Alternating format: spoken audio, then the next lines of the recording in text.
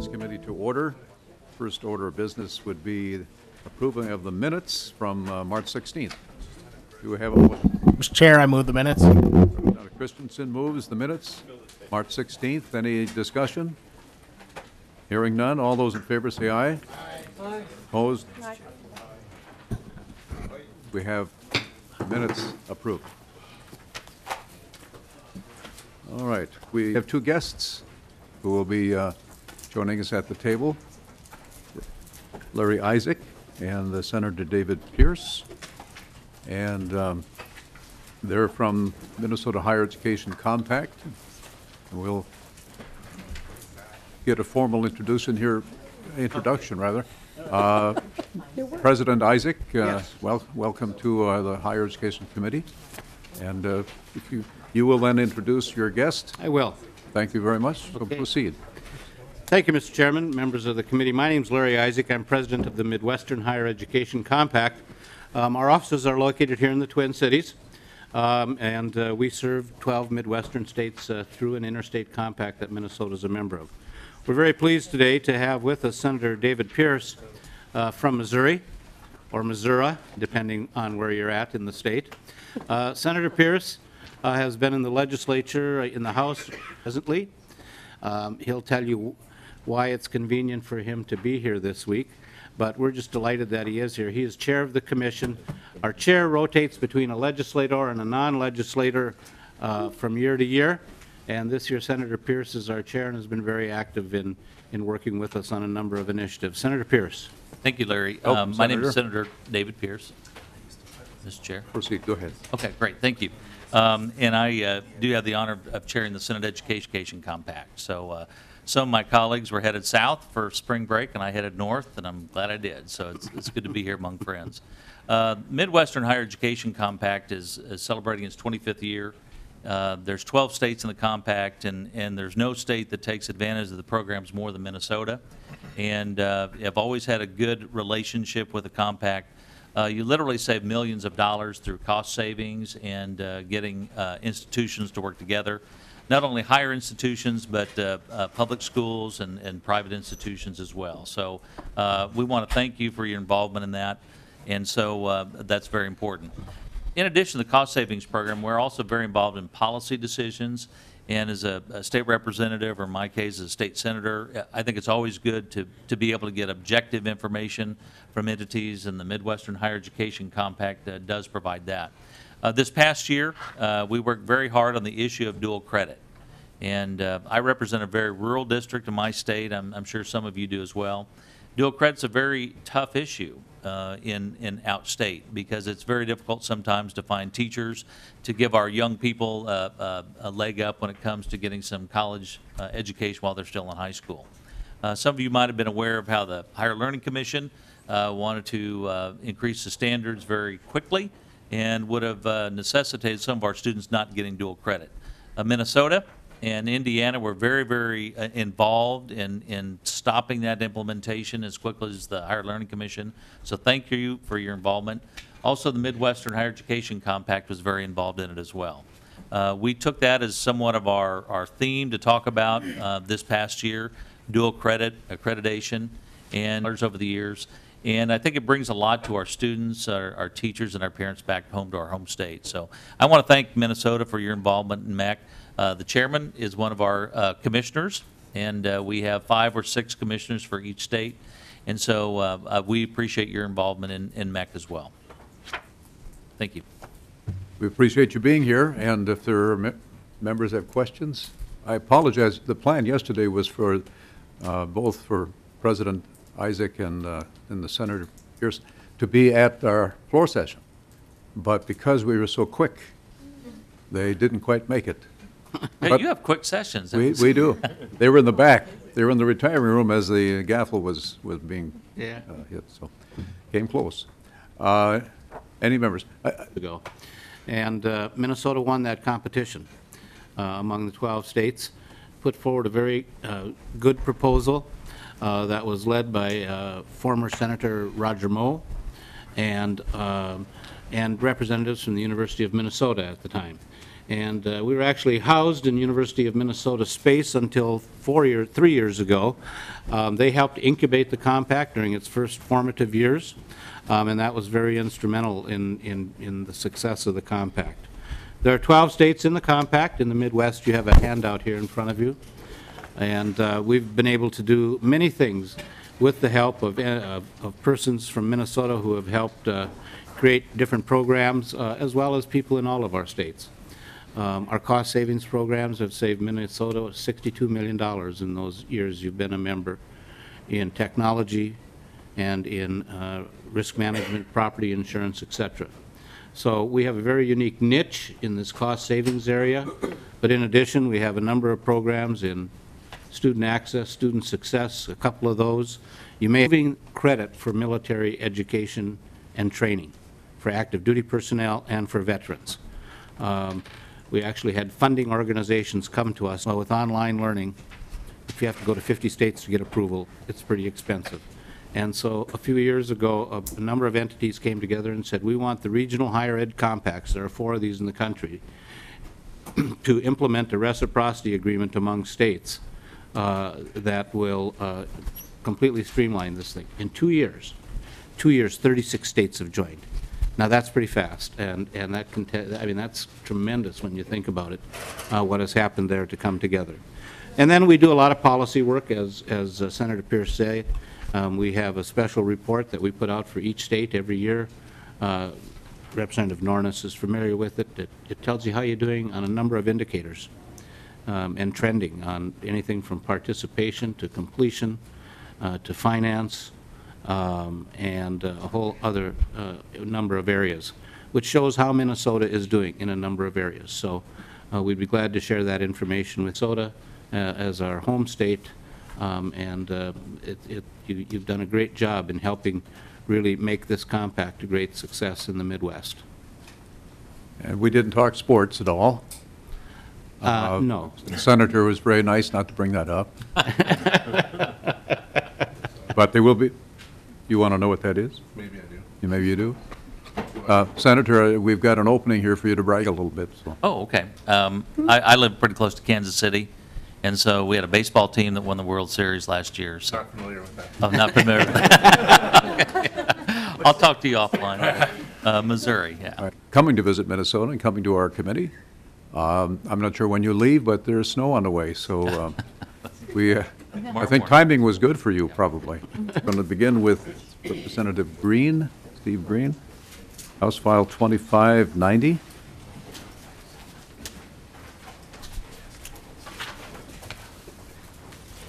I will move House File 2590, and I believe there is an amendment that you have. It's an oral amendment. Everyone get that? Mr. Chair, could you Do we need to repeat it? You want to repeat it? Yes, thank you. You want to repeat the amendment? I can try. House File 2590 will be amended on page 1 to delete lines 7 to 9, and on line 10, delete the head note, subdivision 2, no net gain and county approval. Essentially, it's removing minuscule from the bill. Correct, Mr. Chair. Representative Norton? Thank you, Mr. Chair. And I think it's great that we're removing those. I'm glad to see that. And I'm wondering if the same thing's going to be done to all of these, if maybe the committee just wants to forward them without recommendations, seeing as how there will be no higher ed components any longer. That's basically, I think, our plan. Okay, great. Thanks, Mr. Chair.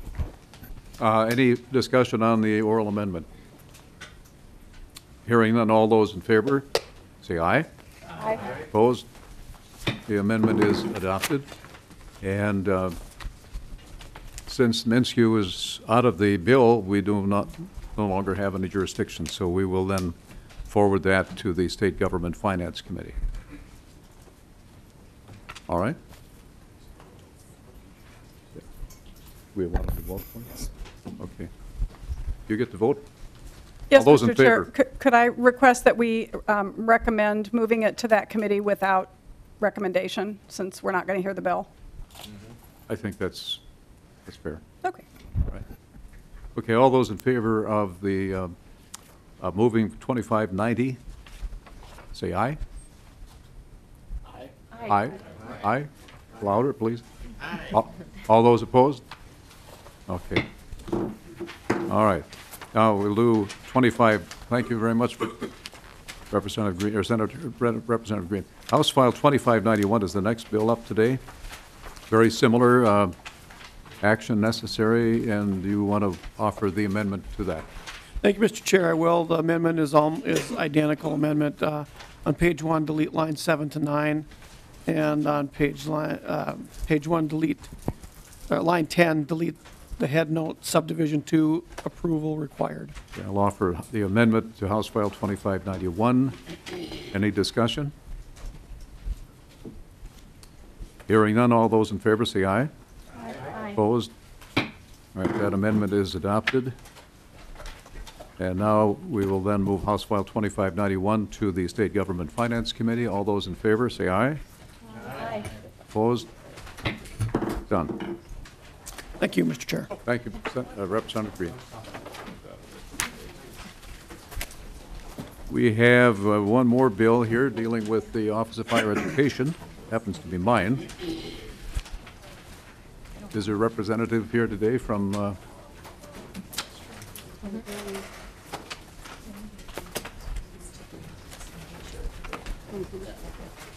who was by the Office of Higher Education? And we'll be just laying this over after the presentations. If you want to proceed and introduce yourself and then kind of walk through the bill, please. I'm Nikki Oliver, Legislative Liaison for the Office of Higher Education. And Mr. Chair, I'm Meredith Burgess, Manager of Financial Aid Research for the Office of Higher Education. So I'll just go through the policy bill section by section. The first section is management of programs. This is, as you know, our office was assigned several programs, new programs last session, and either they weren't funded or weren't adequately funded for administration. So this is safety net language. If the legislator does not appropriate or designate any admin funds, the office may retain up to 5% for new programs established after January 1 of 2016. Section 2 is receipt of donations, money, and grants. Working with MMB, we know we have limited authority to accept outside funds, especially from nonprofits, private entities such as Lumina and Gates Foundation. And with this language, it would make it explicit our ability to accept and retain until spent such funds. That section.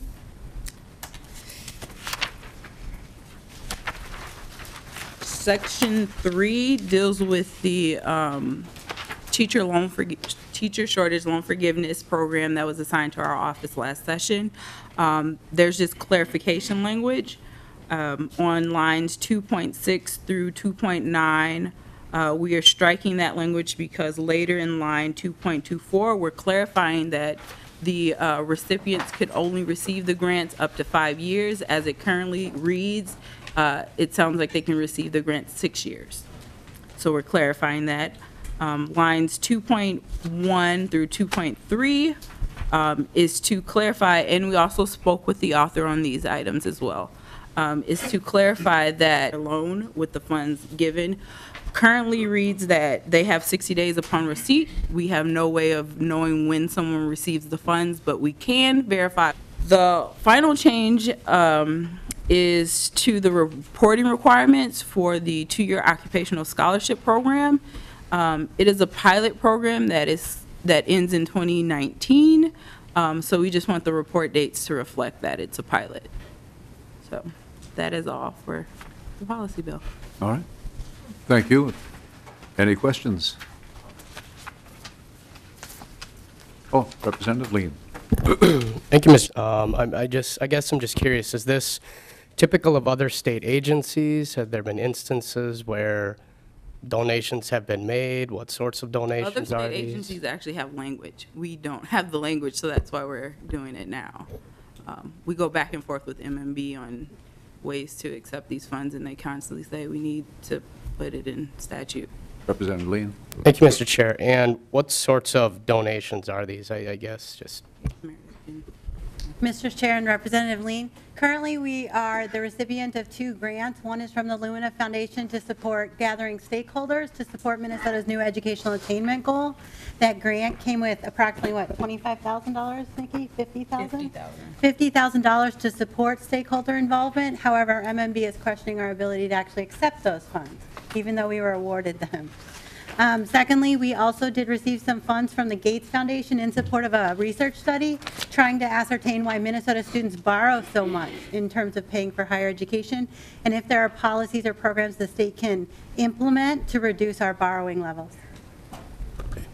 Representative Lean. Thank you, Mr. Chair, and thank you for that clarification. Representative Norton.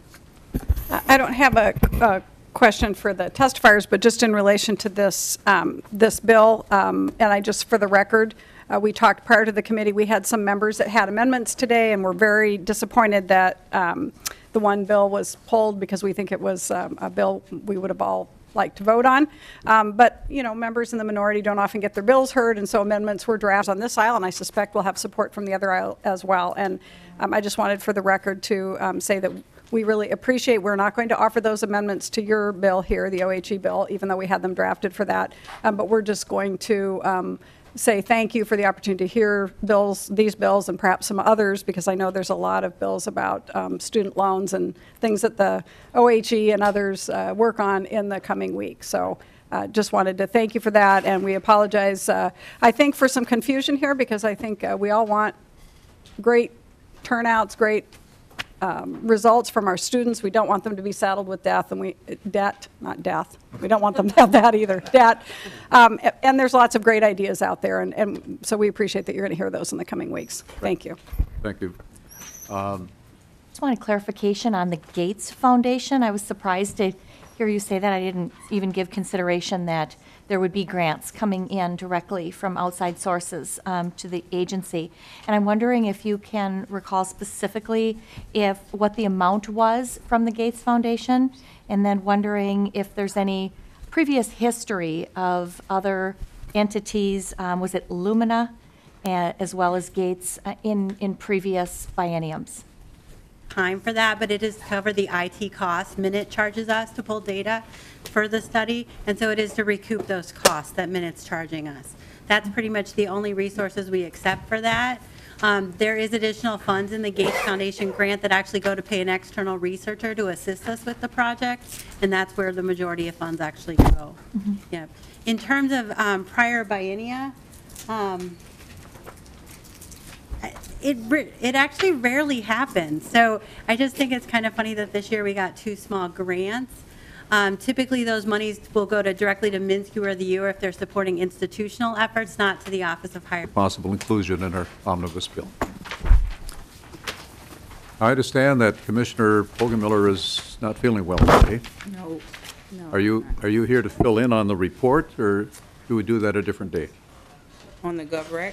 You're prepared to do that now? Yes, I am. All right. Then let's go ahead.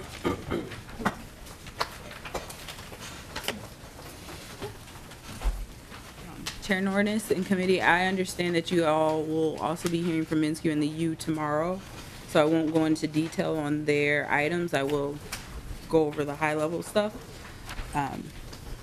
Governor Dayton and Lieutenant Governor Smith have proposed significant new initiatives to expand educational opportunities for all Minnesotans and eliminate disparities for Minnesotans of color. Minnesota is doing a pretty good job overall getting students into college. 67% of Minnesota's 2014 high school grads went on to college the following fall. However, there are lower participation rates for first-generation and low-income students who are disproportionately students of color. These students not only enroll in college at lower rates, they are also more likely to drop out, leaving them with the burden of student debt without the certificate or degree needed to reap the economic opportunities a post-secondary education can provide. In 2015, you all passed and the governor signed into law a statewide attainment goal for 70% or more of Minnesota residents aged 25 to 44 to hold a post-secondary degree or certificate by 2025. There are challenges meeting this goal. 6-year graduation rates at 4-year institutions are rising, but a 12% gap exists between whites and students of color. This gap has increased by 3% since 2008. In 2014, graduation rates for students of color at state colleges were more than 10% lower than their white peers. Minnesota ranks 34th nationally in retention at 2-year institutions. I have more demographics, but I'll go into the actual higher education in collaboration with colleges, universities, public and non-public, and their appropriate nonprofit partners to support their efforts to narrow existing gaps in post-secondary attainment. The grants will fund in the form of a matching grant, research-based effective efforts being used to increase retention public and non-public, and in collaboration with nonprofits working with communities of color and first-generation students. These grants are meant to scale up and institutionalize a successful and sustainable retention completion culture in Minnesota. The governor's supplemental also provides $21 million in continuing funds to MnSCU for operating support and protecting affordability. The University of Minnesota's portion of the RECs is $10.5 million for healthcare restoration, that's continuing, and $19 million for cybersecurity, which is one-time spending. The U of M's request also includes $5.75 million in fiscal year 16-17 and $6.5 million fiscal year 18-19 for healthy Minnesotans. There's $100 million of this is targeted that is key to hit as a fundamental building block for next session. This will take an intentional, targeted, several-year commitment to change our institutional culture or support its evolution to where we need to be to meet our workforce needs. The equity and opportunity grants proposed by Governor Dayton are aimed at dramatically narrowing the racial and first-generation attainment gaps in Minnesota post-secondary education. These grants, combined with the $21 million base funding increase for the MnSCU system, will support the creation of a culture of completion across Minnesota post-secondary education, particularly at our 2-year campuses. I'll stand for any questions. Oh, thank you. The governor did not add any money to the state grant program. He was pretty generous in places, but not there. Yeah. Chair Nornes, the governor made a significant investment into the state grant last session, and with this being a non-budget year, has chosen to focus on areas where there could be investments made to equity and opportunity in the form of one-time dollars in the state grant program into the tuition caps or into the LME. Actually, Oliver? sorry, Chair Nornes, Representative, Meredith Fergus is actually here to present on the state grant projections, and yes, the commissioner does have the authority to put any spending balance on either LME or tuition and fee maximums. Ms. Fergus? Mr. Chair and members, you were distributed a handout that talks about the Minnesota State Grant recent projections from February. If you look at page 1, it gives you the location of our latest report on our website.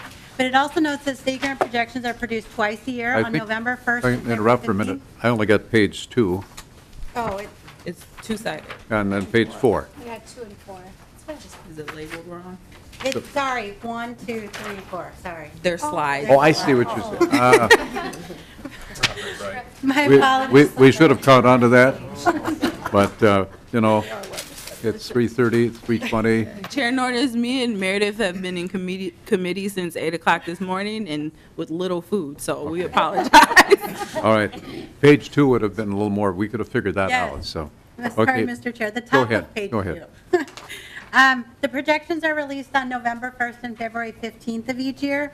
What we do is we first contact institutions and gather data from them on what their projected enrollment changes are for fall term as well as the full year. And then we also ask them what their potential tuition and fee increases are. We also look at what the federal government is doing in terms of Pell Grant or the federal needs analysis, which calculates how much students will get in terms of a Pell Grant. And then we pull in data from Minnesota Revenue on wages of Minnesota tax filers so we can monitor how Minnesota's economy is changing. What you have on the bottom of page 2 is the chart that we released on February 15th of this year. It shows that under current projections, we currently have a spending balance of just over $12 million within the state grant program. The large line at rates higher than anticipated by our institutions. Also, the federal Pell Grant was actually increased and funded by Congress as of January, and so that actually brought in some $4 to $6 million. The actual dollar amounts are on the top of page 4. You can see we track what is called the technical changes in our spending estimates, just so we're being transparent. Enrollment estimates between the end of session in November resulted in $6.5 million of money being freed up, and the Pell Grant changes, which is in the bottom section of that top chart, resulted in a $2 million. There's an error in my change column. Approximately a $2 million decline in estimated spending. The one thing I want to do highlight is the chart that's on the bottom of page 4. Currently, we are projecting that by the end of this biennium, Minnesota will have experienced 6 straight years of enrollment declines. And if you look at the chart, this is essentially unprecedented since 1978. So it really, the other fiscal impacts of state budgeting, that it really has been a complex situation for them. Mr. Chair, I would add that as of the end of February, the legislature, or the commissioner did notify the chairs of both the House and Senate Higher Education Committee of his intent to spend down the $12 million by increasing the state grant living and miscellaneous expense allowance. That would increase state grant awards. They would increase the living and miscellaneous expense allowance by $420, which would essentially result in a $210 increase to next year's state grant awards for full-time students. Representative Norton? Thank you. Could you pointed out the 6 years of decrease, and we've been hearing this throughout all of our colleges and universities, and it's a little understandable to me with some of our MINSCU institutions. When the job market's good, people can work, and maybe they're working rather than going to school. Do you have an explanation other than perhaps demographics, which we haven't really talked a lot about, the demographic shifts? Is this explained through demographics? Is there some other thing that you can point to help us understand? Ms. Fergus? Mr. Chair and Representative, it is largely a function of the economy. The two-year institutions are such a sizable portion of Minnesota students that anything that affects them dramatically will affect the overall state trend line. So this trend is largely those two-year students choosing to work instead of enroll. Among our four-year colleges, especially those that enroll more traditional students, such as the University of Minnesota and our private colleges, what we're actually seeing is enrollment stabilize. They've been showing declines of negative 0.1%, negative 0.2%, but pretty much stable across the trend for the last 2 years. However, we do expect the number of Minnesota high school graduates to begin to decline starting in fiscal year 18, so I don't know that they'll be able to maintain that stability over the long term. But yeah, it is largely the two-year workforce. And Mr. Chair? Representative Norton? You know, one of the things that's been disappointing to me in my 10 years at the legislature is the drop in funding and the shift from, you know, being the state burden paying for higher ed to being the student burden primarily, and loans and all that for students. How do you say you've struggled? I absolutely can understand why, you know, folks would be struggling with all this, but what, you know, do you have a suggestion for, you know, how we can look at this? I won't be here, but others will. How do you start accounting for those demographic changes as well as the impact, and how can we expect your office as well as the colleges themselves to adjust their budgets, because it's going to be very difficult? Who has the answer? Yeah. It's a good question. Mr. Chair, I'm not sure anyone quite has the answer. I will tell you there has been a bright spot in Minnesota. If you look at the data we have on how much our lowest income students are paying for college, With the increases to state grant, the increases to Pell Grant, and the tuition freezes that have been enacted, our lowest income students are paying the same for college as they did 5 and 6 years ago. So we actually have managed to succeed at least keeping the price of college somewhat stable for those students. So as their economy recovers, there is a glimmer of hope that if we maintain stability, we will be able to almost lower the burden of college costs for them. However, as you mentioned, it is a complex interaction of tuition policies, financial aid investments, and the resources students and families have. So I don't have the answer. I think that is very complicated, and I think it's going to increase the competition among institutions. I mean, that's probably a good thing, because everybody's going to have to really perform at their peak and deliver, so the value is there. But it's going to be difficult. Representative Lean, did you have, before, I think I've got Rep. Barrett in front of you. Representative Barrett. Thank you, Mr. Chair. And to the testifiers, the question I have is somewhat related to Representative Norton as it relates to future projections and what higher ed will do. A couple months ago, in response to the issue regarding whether we should, whether the U of M should raise tuition for non-residents, there's an editorial in a local paper that said that would be a really bad thing to do, because we rely on non-residents to come in to fulfill and fill our job market, which by the year 2023 or so, we're going to have a lack of workers. So it caused me to look into the issue, and I looked at a report from DEED that looked at the labor market in 2023, and indeed we are projected to have a 80,000 worker shortage, but the shortage was in two areas mostly, and that almost primarily, and that would be high school educated and non-high school educated. So a lot of the shortages were in the service industries related to healthcare, PCAs, and others, in which there was a need for technical knowledge, not necessarily a four-year degree. So that's a long introduction to my question as to whether you in the OHE work with DEED to understand long-term projections. I'm thinking specifically of the 6-year trend of fewer people going to college. Are they just aware that a lot of the jobs that are going to be needed in which there's a shortage in the future don't require a four-year degree? And if that's true, what has higher ed done to downsize or right-size their organization to account for that, if you know? Mr. We have a lot of time, so take time to answer the question. Mr. Chair and Representative Barrett, we do work with DEED in understanding how the supply of college-educated workers actually meets our workforce demand. And actually, there's a number of ways we do that. For example, MnSCU actually gets data from DEED and can analyze the extent to which their programs are serving workforce needs in given areas.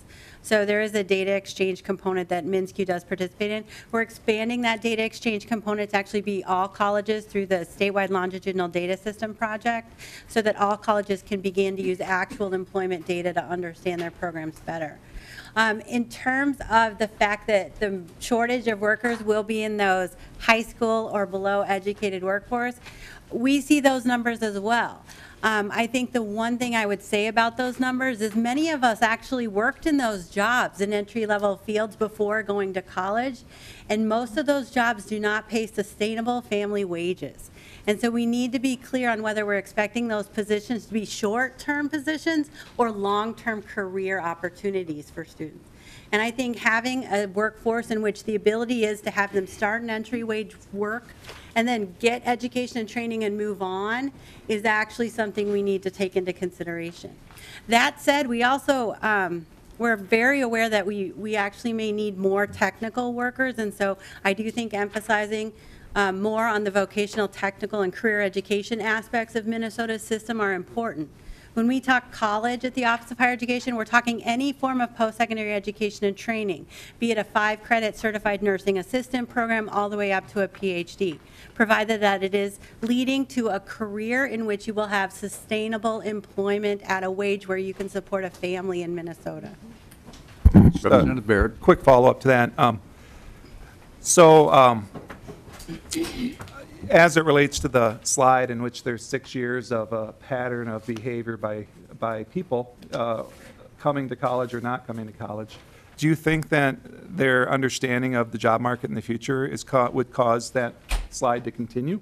I mean, it's bad from higher ed, but granted, we want everyone to have a highly successful job which pays a goodly amount of money, but similar studies say there's a glut of college educated, so a lot of those folks aren't getting the jobs they want, unfortunately. We want all of them to, but I think in cases they're not. Will this trend continue because of that balance between the investment you're putting in the college education and the return you would be expected to get over your lifetime? Mr. Chair and Representative Bear, I don't expect the enrollment declines to continue long-term. I do think they will begin to stabilize as we recover. I don't think we're doing enough to inform prospective students about what their labor market outcomes are likely to be. So the one thing we did do is DEED and the Office of Higher Education 2 weeks ago released a new version of the Graduate Employment Outcomes Tool, which is on DEED's website, which allows students, parents, or prospective students, workers, to go in and actually look at the outcomes for individuals of given programs at a specific college. So if you wanted to know what a person earning a welding certificate from a vocational college in your area was making, you could look it up for the last 5 years of graduates from that program. And so that to that extent, we think information like that is useful to our students. But do I think everybody's going to rush to the DEED website to look it up either? No. Using it in workforce centers better, those kinds of things. Just a quick follow-up. Representative Barrett? Thank you for that. Could you send that to us? You probably already have, and I probably haven't just realized how important on their interest and passion, and also their ability to find a job in that particular market. So if you could send that to us, that'd be great. Thank you. Representative Lee, you still have a question? I do. Thank you, Mr. Chair. Going back again to some of the discretion the Office of Higher Ed has to put surplus money into tuition cap or the LME area, what sort of qualifications or how do you prioritize which of those areas? We'll always prioritize living and miscellaneous expenses. However, I think the kind of perspective we also hold is that we spent 10 years trying to get the tuition and fee maximum to cover the University of Minnesota's tuition. And it was a fight that we felt, you know, if you're going to offer grants to public college students, we should treat the University of Minnesota equally. And so we wanted to make sure we had a little bit of authority to do that. But again, our priority is always going to be living and miscellaneous expenses. All right. Any other questions? Okay. Well, thank you very much, and wish the commissioner good health. We didn't frighten him away or anything, did we? No. Okay. No, no, no. If he Tell could him- have been here, he would have been here. I'm sure he would. Tell him to stop by when he has time and when he's feeling better. Absolutely. Okay. Thank you. All right. Anything else the members want to talk about? Because we have time. But I promised you we would get out early, and so right now I adjourn the meeting.